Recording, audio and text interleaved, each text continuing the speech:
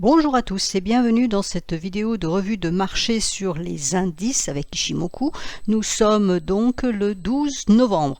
Alors, il ne vous a pas échappé que nous avons eu deux journées extrêmement fortes de hausse la semaine dernière avec le NFP et cette semaine avec le CPI, parce que les nouvelles étaient bonnes, on va dire qu'elles étaient moins mauvaises qu'elles pouvaient l'être, donc c'était plutôt positif et les marchés ont apprécié. Maintenant, la question qu'on va se poser, en regardant essentiellement les graphiques, je ne vais pas vous faire de fondamental, c'est est-ce que c'est pérenne ou pas? Est-ce que c'est juste une envolée, juste un effet news et c'est monté, bon tant mieux pour ceux qui ont pu en profiter, mais est-ce que ça veut dire que la baisse est terminée? Donc est-ce qu'on a fait le fameux point bas?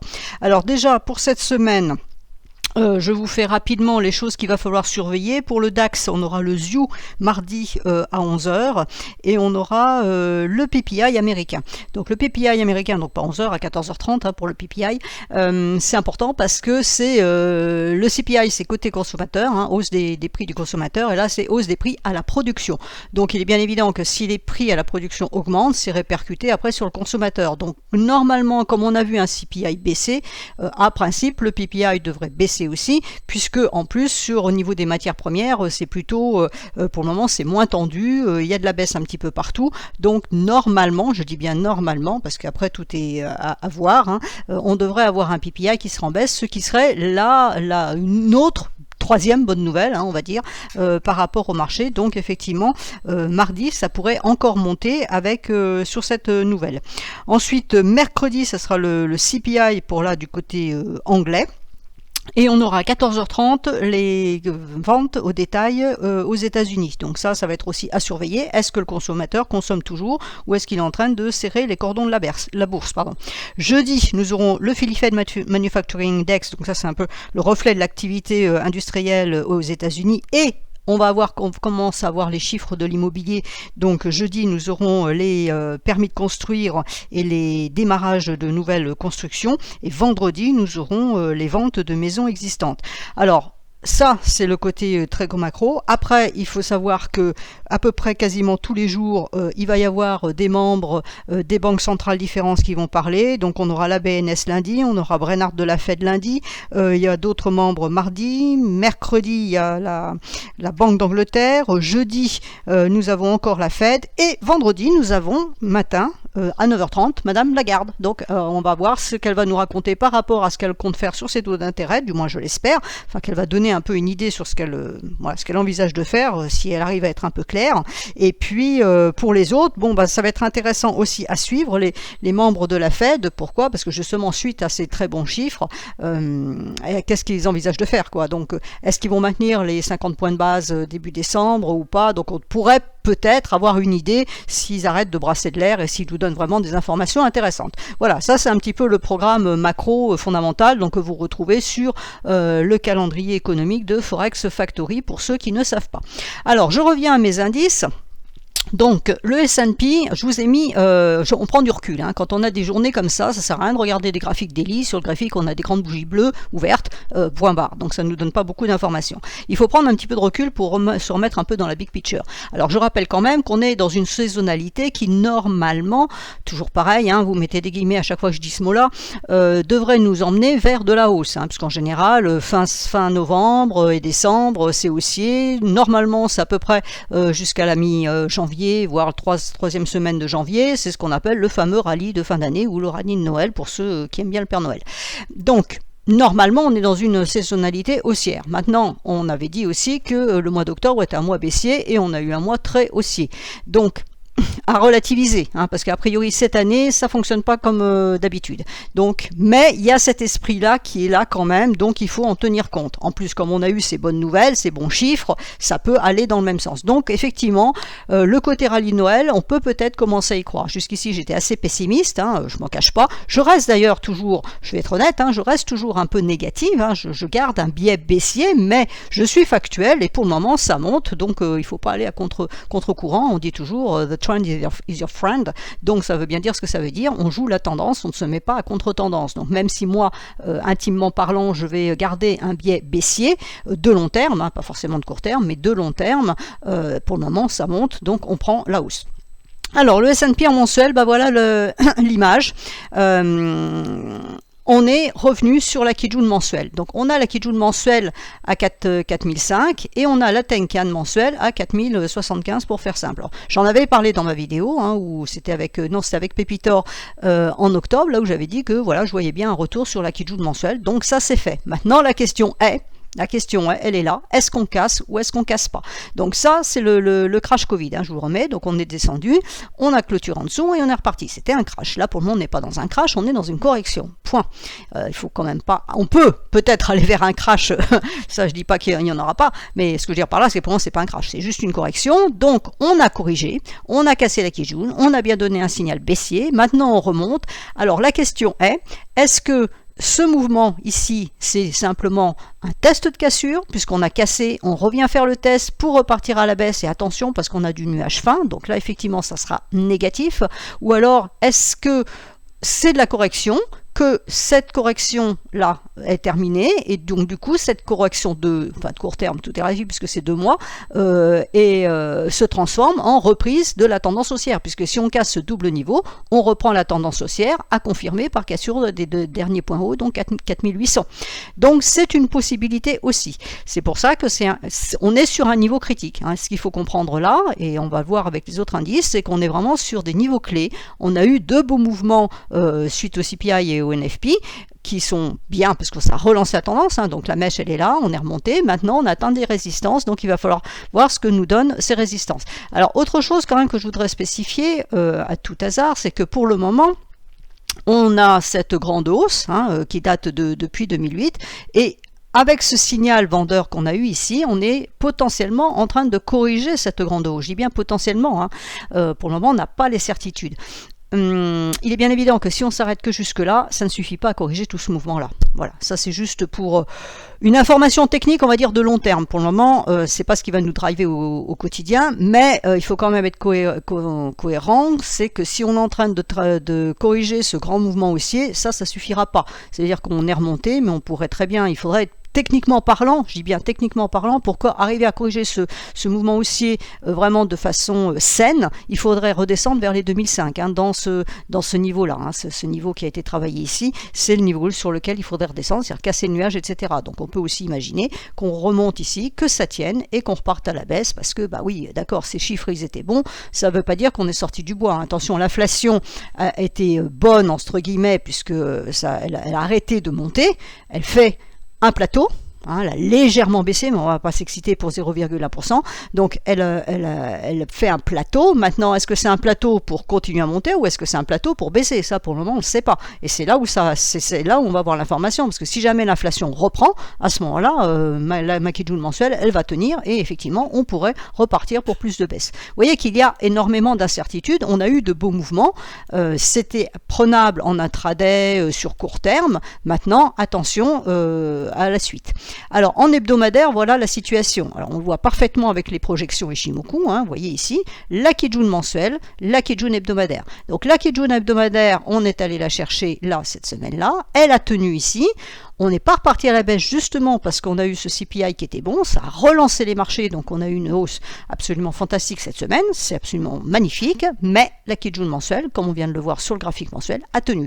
Alors la lagging span, elle est scotchée derrière les prix, maintenant elle peut passer ici, mais vous voyez que l'amplitude de hausse maintenant, elle serait à 4138, ça veut dire que c'est pas faisable, ça veut dire que là on va avoir du blocage du côté de la lagging span et on a un niveau de Kijun ici qui traîne. Donc même si on arrive à casser cette Kijun mensuelle, attention, sur un niveau mensuel, ça veut dire qu'en hebdomadaire, on pourrait monter, recasser pour revenir clôturer en dessous de la Kijun mensuelle à la fin du mois. On n'est que le 12 novembre, le mois n'est pas terminé. Donc là, pour la semaine à venir, ce qu'il va falloir surveiller, c'est ça, cassure de la Kijun hebdomadaire. Donc on a un bon signal de moyen terme, mais qui est bloqué par un niveau de long terme. Donc on peut déjà s'attendre à un test de cassure, par exemple en début de semaine, puisque j'ai dit qu'il y avait un chiffre important qui était le PPI, alors oui déjà mardi, donc ça ne va pas retracer d'ici mardi, ça m'étonnerait quand même. On a l'immobilier en fin de semaine qui éventuellement pourrait soit passer dans un sens, soit passer dans l'autre. Donc l'idée c'est ça, c'est ce niveau-là est important, on vient faire le test de cassure ici, et puis en fonction de ce qui va se passer sur les 3900, 3920, on va dire, si ça enfonce, ça veut dire que ça c'était juste un effet news et on repart à la baisse. Si par contre ça soutient, à ce moment-là, on revisitera peut-être le niveau des 4003, voire les casser pour aller chercher donc les 4140. Voilà, donc pour le moment, on est dans une situation d'incertitude. Si on met une droite de tendance ici, vous voyez que voilà, on pourrait monter jusque là, hein, c'est le niveau que je dis, on est un petit peu encore en dessous, donc avec une mèche on pourrait tester un petit peu plus haut qui correspond à ce niveau là ici, donc la lagging span pour avoir un petit excès à ce niveau là, on a une barrière qui pourrait empêcher les prix de passer par le passage faible ici. Donc voilà, tout n'est pas encore bien défini. Normalement, si on est investisseur, c'est-à-dire je ne parle pas des traders de court terme, hein, si on veut reprendre le marché américain avec des actions, etc., donc vraiment en mode investisseur, il faudrait attendre de casser ce niveau-là pour que la lagging span soit dégagée, qu'elle ait elle aussi cassé sa droite de tendance, que les prix soient de l'autre côté du nuage, et là, à ce moment-là, on pourra dire, ok, ça y est, c'est fini, en plus, la Kijun mensuelle sera cassée, donc on reprend bien la tendance haussière, cette correction est terminée, et on reprend, et à ce moment-là, on pourra investir. Là, pour le moment, c'est un peu trop tôt de mon point de vue, c'est ce que je conseille à mes clients, pour le moment, je leur dis que non, c'est trop tôt, parce qu'il y a encore beaucoup d'incertitudes. Donc on se tient un petit peu à carreau, même si le mois de décembre se veut plus ou moins haussier, la hausse elle peut nous emmener juste là, ça ne veut pas dire qu'on va faire encore des grosses bougies comme ça hebdomadaires. Donc en journalier, voilà, on voit parfaitement, on a cassé la Kijun hebdomadaire ici, on est sorti du nuage, alors la même journée, hein, la journée du CPI, on est revenu se caler entre la Kijun mensuelle et la SSB ici. Donc la journée de vendredi a été très neutre hein, entre les deux, donc ça continue à monter un petit peu, mais est-ce que c'est pas juste une hausse pour aller chercher un niveau clé qui est la Kijun mensuelle pour après repartir? On va le voir. Hein. Donc normalement on devrait quand même revenir tester ce niveau-là, vous voyez qu'il n'a pas été testé, ou alors on s'arrête effectivement là, ça casse tout, et là ça part, et là ça serait un très bon signal aussi. Côté lagging span, elle bute sur la Kijun mensuelle, hein, son niveau à elle, qui n'est pas tout à fait le même que pour les prix. On a la Kijun hebdomadaire à 4044 qui est en résistance derrière, et on a un autre niveau ici à 4092 pour aller chercher le niveau principal, donc à 4140 et la droite de tendance. Donc voilà, on voit bien ici sur ce genre de graphique qu'on est complètement neutre puisqu'on est coincé entre un niveau de long terme et un niveau de moyen terme avec un niveau de court terme en support. Donc vous voyez que c'est parfaitement neutre, la lagging span est bloquée, donc il va falloir que ça se débloque. Alors est-ce que ça se débloque par le haut? Est-ce que ça se débloque par le bas? Et bien ça on le verra dans la semaine. Je passe sur le dos. Alors le dos, je vais refaire la même chose, mais je vais être un petit peu moins longue dans mes explications. Donc le dos, lui, il est haussier. Il est haussier, pourquoi? Parce que le mois dernier, il avait déjà repris sa Kijun. Là, on aurait potentiellement un test de cassure qui a été fait, donc on va dire que c'est propre, et il repart à la hausse. La lagging span, elle est libre de monter, il n'y a pas de souci, les prix sont libres de monter. C'est ça l'idée avec Ichimoku, c'est quand vous n'avez plus rien au-dessus en l'occurrence, c'est une tendance haussière, puisque tout est libre à la hausse, hein, il n'y a rien qui freine. La seule chose qui peut freiner maintenant, c'est le top ici à 36 818. Donc ça c'est théorie de dos, il faut faire un point au plus haut pour que ma tendance de long terme haussière reprenne. Donc pour le moment, c'est le niveau à viser.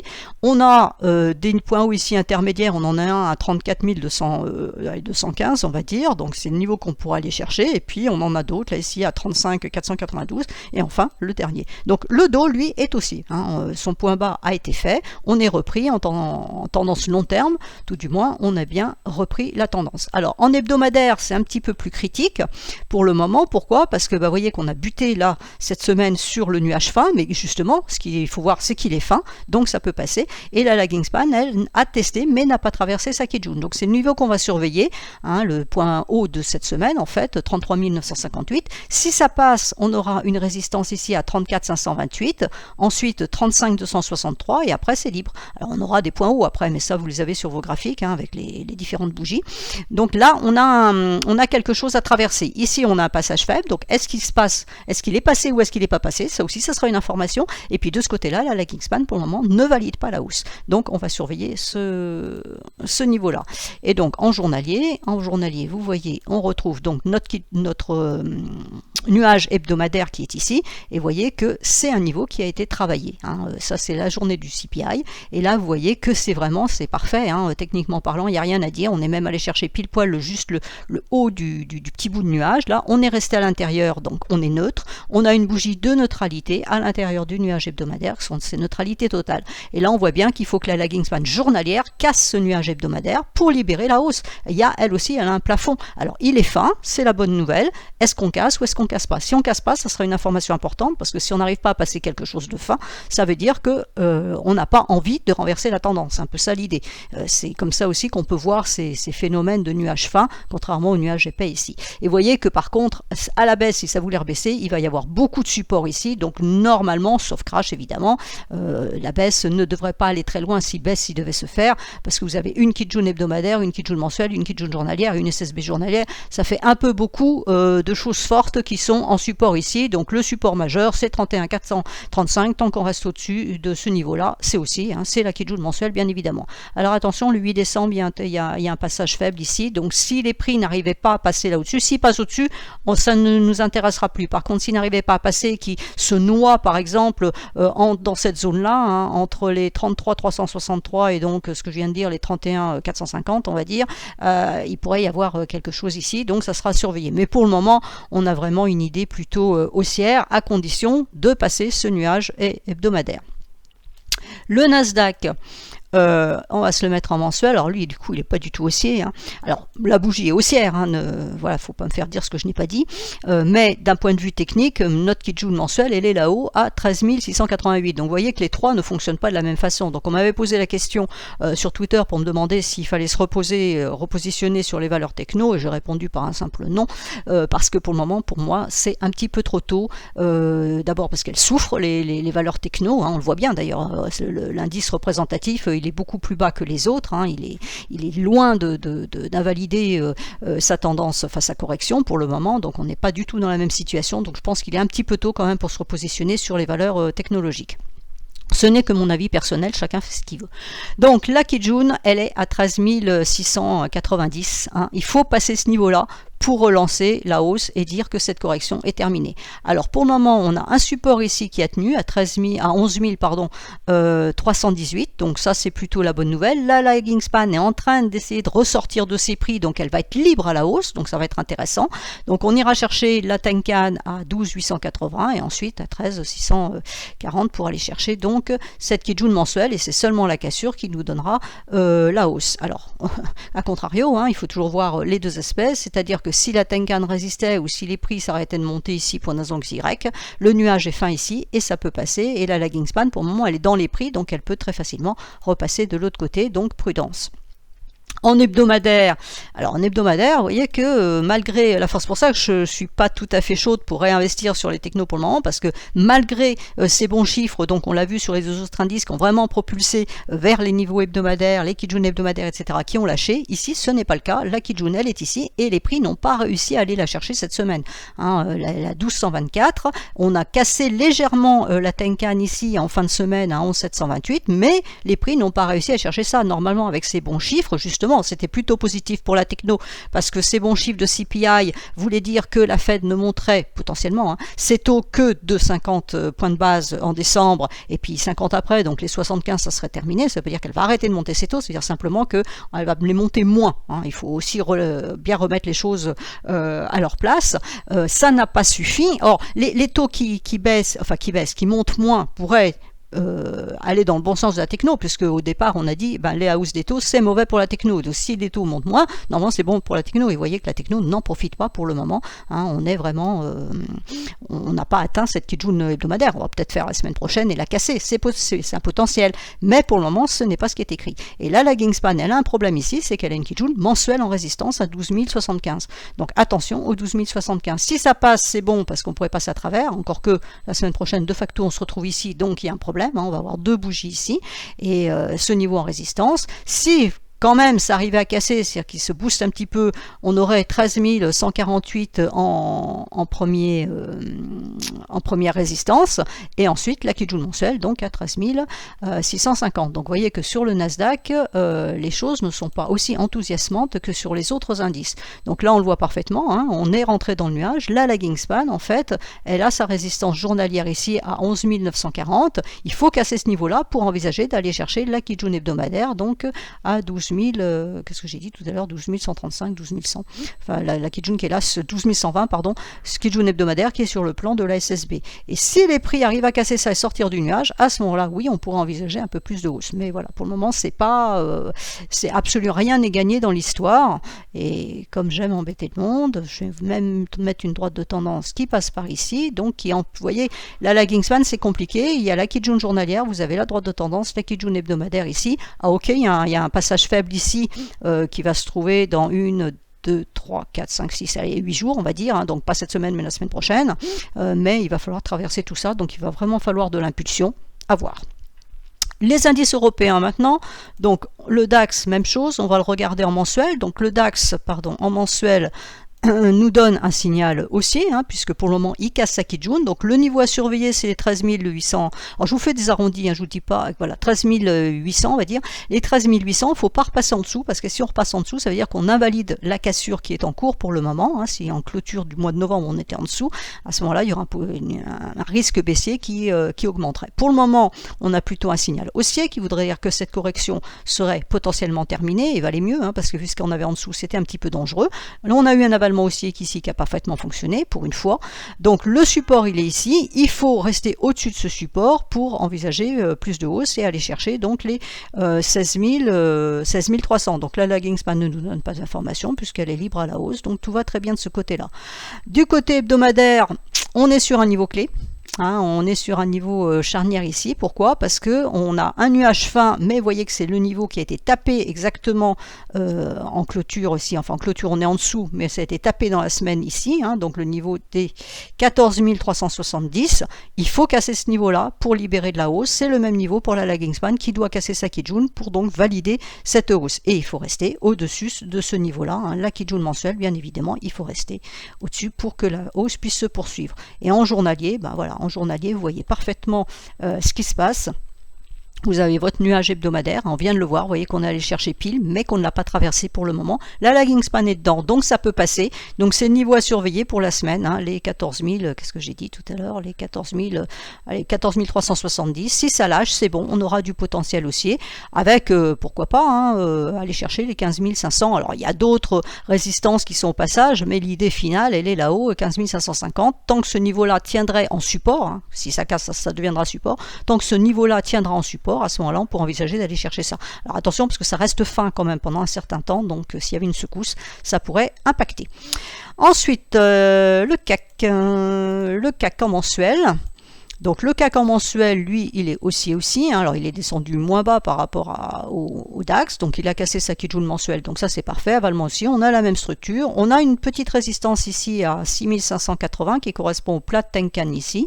Bon voilà, pour le moment ça peut-être passer. Il faut surveiller ce niveau-là. Il faut rester au-dessus pour envisager d'aller chercher le dernier point haut à 7400. La lagging span, elle est libre à la hausse, donc aucun souci de ce côté-là.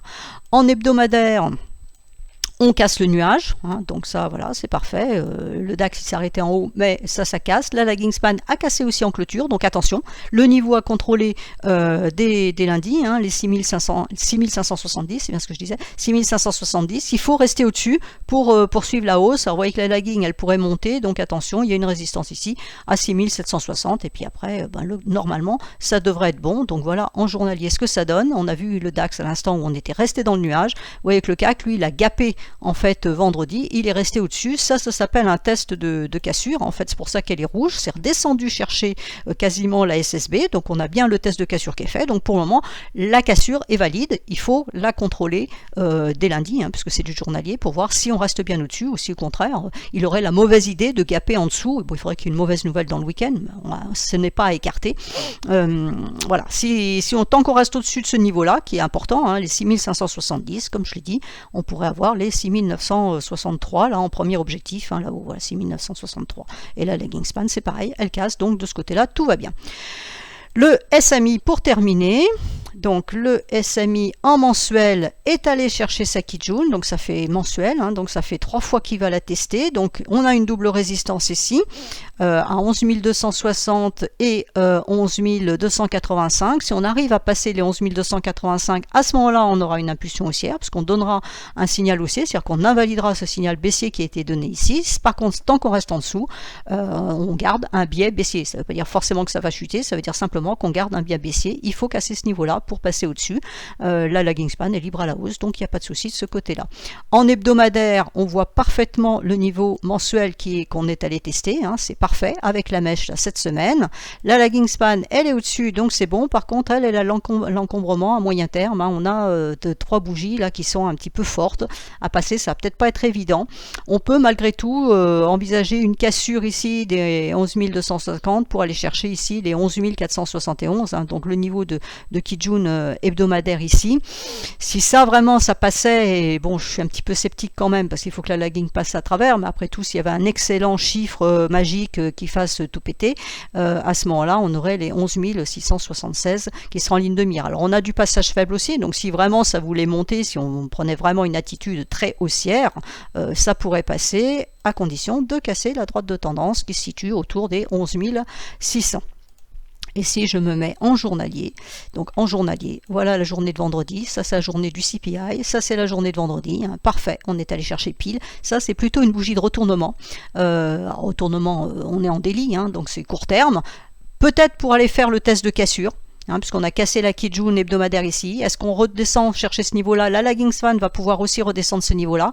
Donc on va dire que je surveillerai le niveau, alors je vais mettre un petit niveau au-dessus quand même, à 10 947 qui correspond à ce plat ici. On a 10 947, 10 918 qui est carrément sur le même niveau, à 10 913 à 5 points près, qui est sur le niveau de la Kijun hebdomadaire. Donc on peut effectivement avoir un retour ici. Alors soit ça casse et à ce moment-là on va chercher la SSB à 10 628 ici, soit ça tient et à ce moment-là, on retourne chercher la Kijun mensuelle et normalement, dans ce genre de configuration, ça veut dire que là, les points bas sont faits, on aurait même un double point bas ici et on prendrait une tendance haussière, donc test de cassure, on repart, on casse ici et ensuite, on aurait la Kijun hebdomadaire ici à 11 467 et ensuite les 11 650, 11 650 et puis après, il faudrait casser donc le nuage hebdomadaire. Donc voilà, zone de neutralité, ici, moyen terme, long terme, puisqu'on est entre la Kijun hebdomadaire et la Kijun mensuelle. Là.